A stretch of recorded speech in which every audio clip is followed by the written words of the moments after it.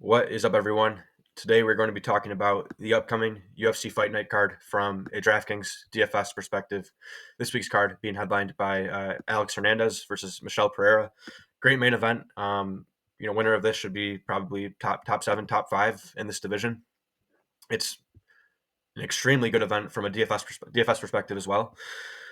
Just to start off, we have 11 fights. We have a massive line value / free square on the card in Jake Hadley. There's not much I have for you this week. Just completely honest.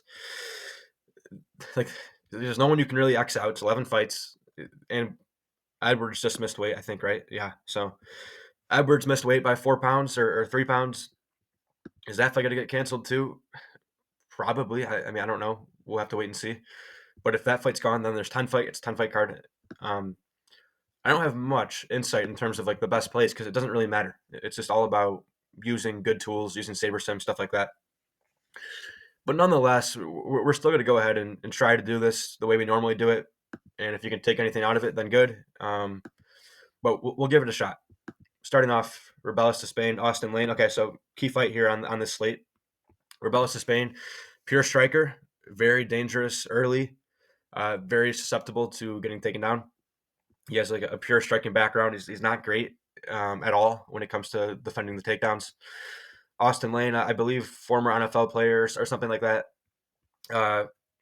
Strong, good double leg, good basic wrestling. He's a wrestle first heavyweight. Not a great chin. He's been knocked out a ton. It is heavyweight, so you can't really say, people get knocked out. It's not really him having the worst chin. It's just that he's getting knocked out by guys who are 260 pounds and hit like a truck. But this fight, Rebellis Despaigne, elite ITD line, round one line, yeah, minus 165. So great play here. Austin Lane, because there's such a big stylistic gap, and we just saw it. We just saw Despaigne get taken down a ton by Waldo Cortez Acosta, who's not a wrestler at all. At least Austin Lane, while he's not a good striker, he at least is like his wrestling is his primary path to victory. He hasn't won in the UFC yet, but if he is to win, it's going to be through the wrestling. So for that reason, and because we saw such a big gap in Despaigne's wrestling last fight, I think that Austin Lane's definitely in play. It just is. His ITD line plus 400. That's one of the best on the slate. There's not a lot of finishing upside on this card. You get the leverage, you get the wrestling upside, and you get like a hint of finishing upside at a minimum price of 6.8K. I think that both sides of this fight are great. The downside is horrific for Austin Lane. If you're playing Austin Lane, you have to be okay with getting a 0 or 2 points a lot of the time because he will get knocked out in the first 3 minutes just at a very high rate. But GPP, I like playing it for the upside. So I'll maybe 10 to 15% Austin Lane. I think will be fine with me. I'll probably end up there. Despaigne, we'll see. I'll probably get a lot of him. Moving on. Kyler Phillips, Rob Font. This is a crazy line to me because Rob Font's a guy who was favored versus Jose Aldo, Chito Vera, Davison Figueiredo. And now he's a plus 375 versus Kyler Phillips. It just shows how fast the sport moves. But I think it honestly makes sense. It was shocking to see, but then when I thought about the matchup, it makes sense. Kyler Phillips, better finishing ability on the feet, major takedown upside. Rob Font, he can get taken down extremely easily. I think that Kyler Phillips really just has multiple ways to win here. He's a big favorite. He has the wrestling upside. Is his finishing upside great? Plus 200. Not amazing, but with the wrestling upside, yeah, sure. I'll play that. Not a high priority, but sure, I'll take it. Rob Font, I'm MME only. Usually I would completely pass if this wasn't a 10-fight card possibly or 11 fights as of right now. But because there's just so few underdogs, I'm just going to take a shot on all of them. Hopefully, like, I only get 5% Rob Font because I don't want to play a lot, but I am going to play it. Next up, Gene Matsumoto, Brad Katona. Brad Katona is a guy you have to play. For starters, he has honestly not a bad line here. Plus 200 at 7.2K. Very reasonable. Takedown upside. That's like the biggest thing. And neither guy has any real finishing upside. So I think Katona's the preferred side. Matsumoto, 9K flat. plus 300. Yeah, it's just really not great. So Matsumoto is another guy I would only want to play in MME.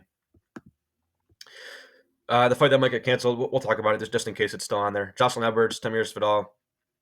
I believe the line is pretty appropriate. Yep. Jocelyn Edwards, primarily a kickboxer, but she has been shooting takedowns recently. So it's there. It's there. So because of that, yeah, I'll play her. Both, yeah, just awful ITD lines on both sides. But Edwards has a takedown upside, so she's probably the preferred side, I guess. And she's going to have a 3-pound weight advantage if this fight does continue. I think Edwards is the preferred side here. Vidal, I'll play, but probably not in anything important. Next fight, Charles Johnson, Su Mudaerji.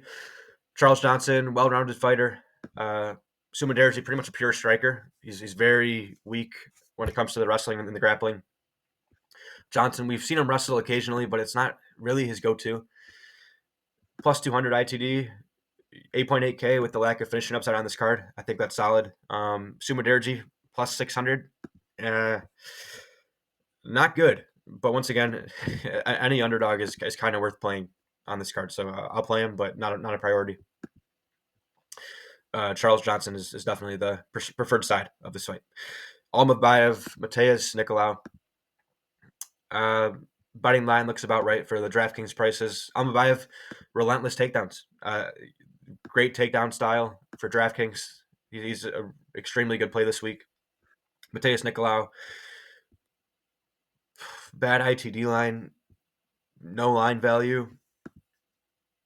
For some reason, part of me wants to just play this. Like, I don't know. I mean, objectively, it doesn't look great.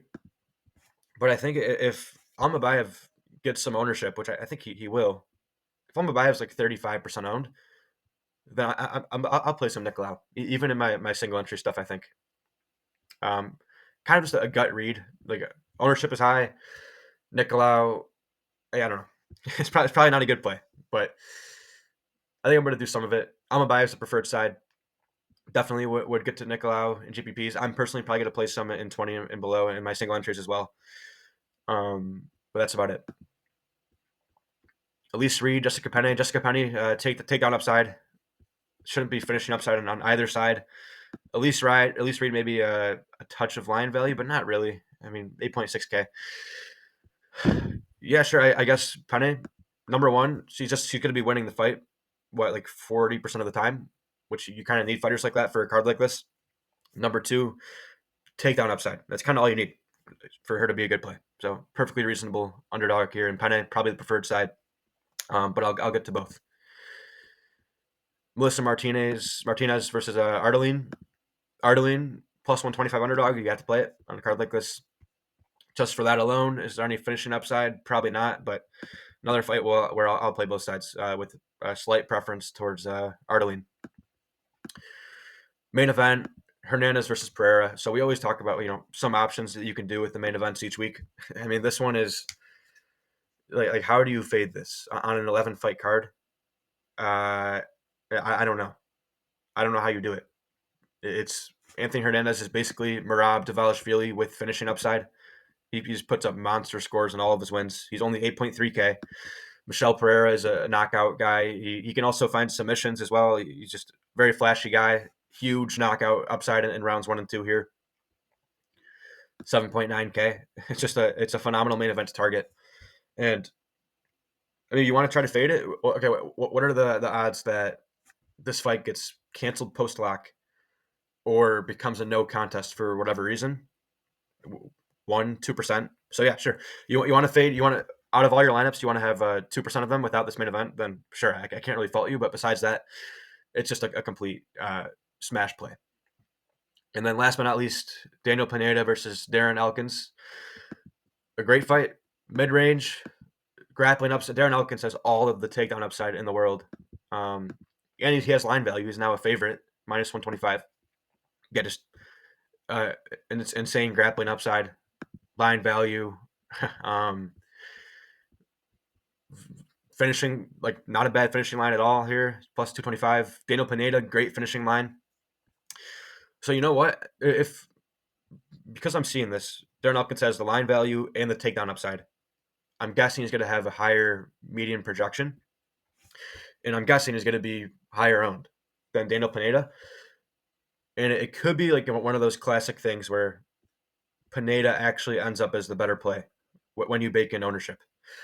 So I like both sides of this a lot. And if the ownership gets out of hand, I'm going to definitely try to force in some Daniel Pineda, at least with the field, maybe above, depending on if this gets out of hand. But we'll see. I'll talk about that more tomorrow.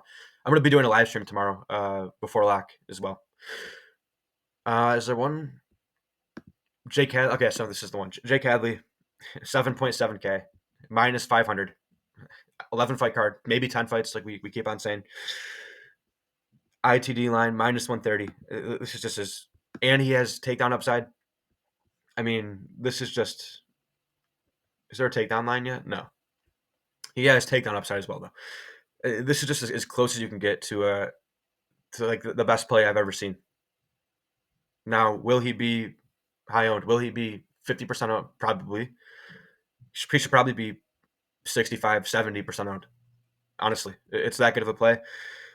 Can it not work out? Yeah, I guess. Jake Hadley wins at a decision, doesn't put up many points, and you somehow get a lot of upside just out of pure variance. Yeah, sure. So yeah, I think it's valuable to have a portion of lineups without Jake Hadley, but overall, it's just a great play. No secret there. Cameron Smotherman, yeah, some of it, I guess. Plus 400. ITD line, plus 500. Okay. Minimum price. Ton of leverage. Yeah, sure. Sure, I think I'll play some of him just because of ownership. But besides that, I don't want to play him because I think he's going to win. It's just that if he wins, the payoff is massive. So I think that'll do it. I'll be live tomorrow. I'll send an update in the Discord whenever that'll be, probably around noon.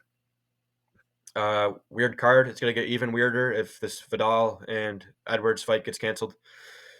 But yeah, that's about it. I think you can leave some salary because we have this Jake Hadley value.